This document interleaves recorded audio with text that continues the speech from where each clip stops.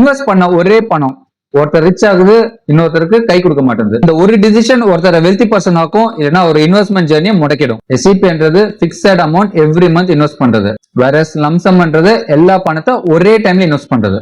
இதுக்கு ஒரு life time example Ramesh, Suresh. ரெண்டு பேருமே 5 லட்சம் ஜனவரி 2020ல இன்வெஸ்ட் பண்றாங்க. சுரேஷ் என்ன பண்றாரு, மொத்தம் 5 லட்சத்துல அப்படியே இன்வெஸ்ட் பண்ணிடுறாரு. நிப்டி 2 மாசம் கழிச்சு 35% அப்படியே கிராஷ் ஆகுது. ரமேஷ் என்ன பண்றாரு, மாசம் 10,000 எஸ்ஐபி பண்ணிட்டு இருக்காரு.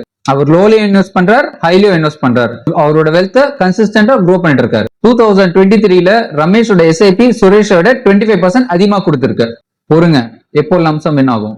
மார்க்கெட் லோல இருந்து ஒரே டைரக்ஷன்ல போச்சுன்னா எஸ்ஐபியோட லம்சம் தான் நல்ல ரிட்டர்ன் கொடுக்கும். உங்களுக்கு மார்க்கெட்டை பத்தி நாலேஜ் இல்லைன்னா எஸ்ஐபி வந்து உங்களுக்கு peace of mind, discipline and long term growth கொடுக்கும். நீங்க நல்லா ரிசர்ச் பண்ணிட்டு மார்க்கெட் கிராஷ் இன்வெஸ்ட் பண்ணீங்கன்னா லம்சம் நல்ல ப்ராஃபிட் கொடுக்கும். Time in the market beats timing the market. நீங்க என்ன இன்வெஸ்டர், எஸ்ஐபியா லம்சம்மா? கமெண்ட் பண்ணுங்க. For more smart money ideas follow my page.